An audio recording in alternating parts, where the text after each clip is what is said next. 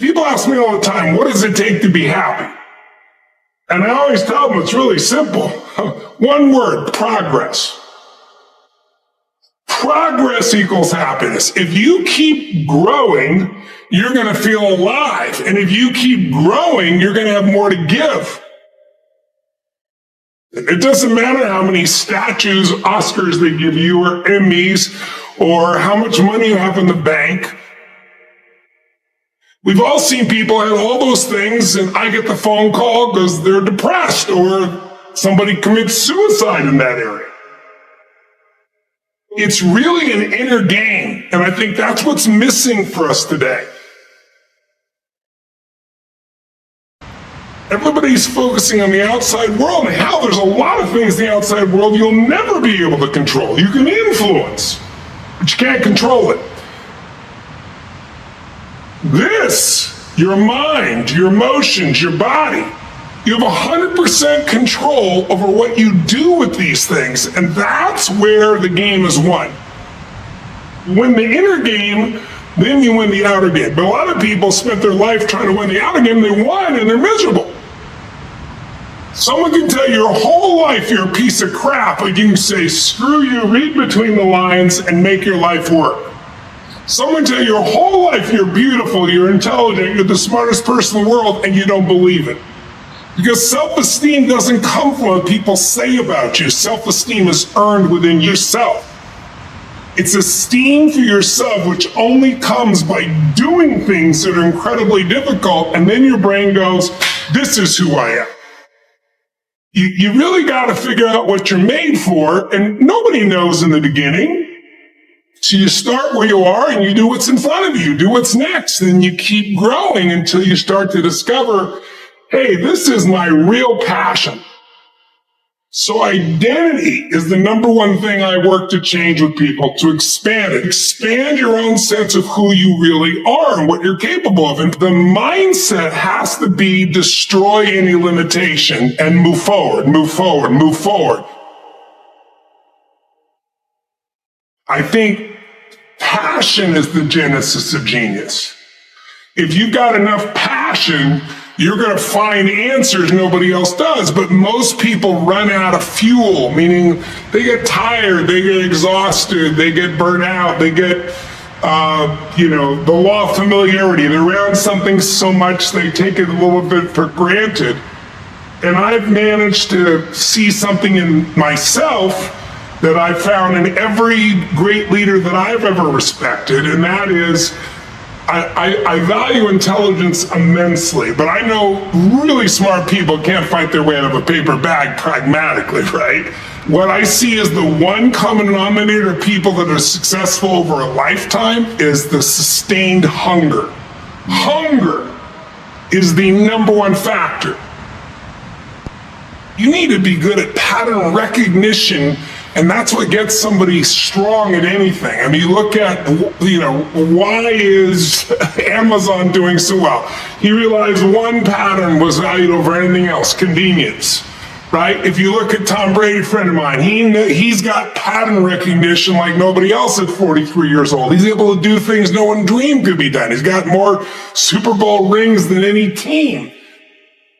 See, what do they see that none of us see? What's the pattern? Then you gotta learn pattern utilization. It's one thing to see it, it's another thing to use it.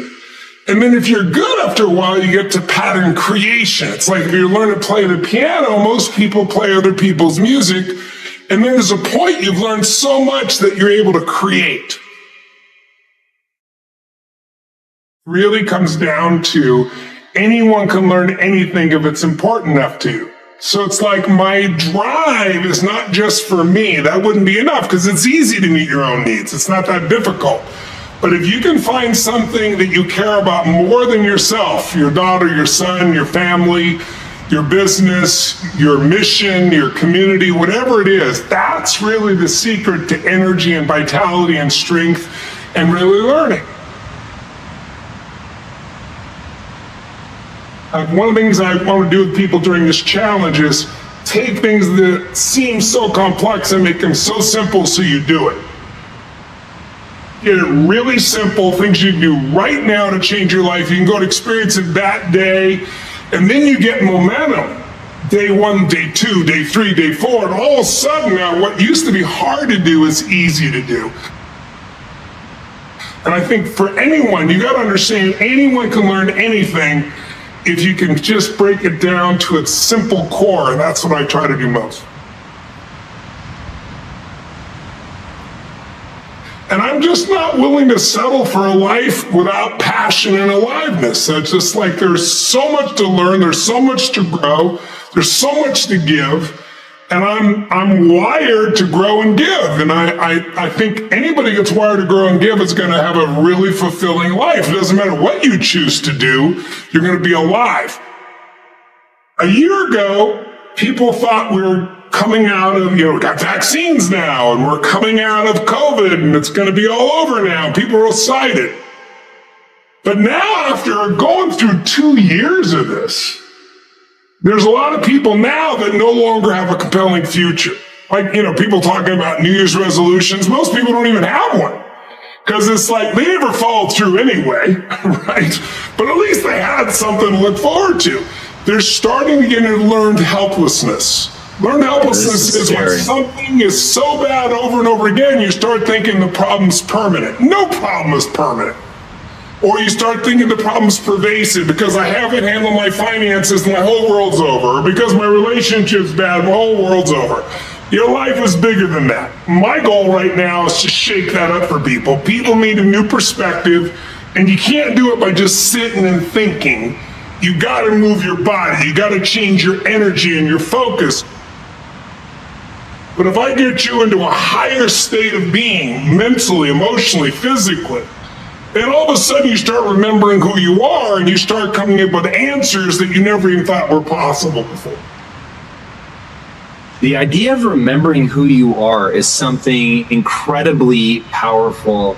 There was a Batman cartoon where he gets amnesia and he gets put in like a camp, basically, a work camp, and he can't get out.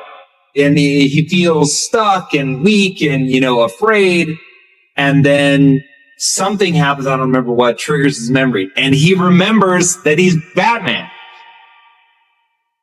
Just in remembering that he's Batman, he then takes the actions to fight his way out. Look, I know it's a cartoon, but that has always resonated with me. And whenever I'm feeling anxious about something, I always tell myself, remember who you are. But you're really talking about the most important concept in lasting change, identity. We all define ourselves in certain ways. So you start where you are and you do what's in front of you, you do what's next, and you keep growing until you start to discover, hey, this is my real passion. And it can change. People go for 5, 6, 7 years and then they usually question their business, their career, their body, their relationships. And then one of two things happens. They change direction and feel renewed, or they go, no, I got a great deal here. What the hell's wrong with me? And they recommit and they get stronger. But that's life. And if you don't grow, I don't give a damn how much you got going for you, you're going to be miserable. I think as early on I realized that, one of the things you have to understand about life is everything changes and everything ends. And that kind of sounds heavy on the front end, but it's a truth. If everything changes and everything ends, number one, it should make you appreciate what you have right now. And then my view is what's next is always better. If I make it so, it's my job to make it so. And I think that's how we have to navigate. But most of us have been conditioned not to take a risk. People ask me all the time, what does it take to be happy? And I always tell them it's really simple. One word, progress.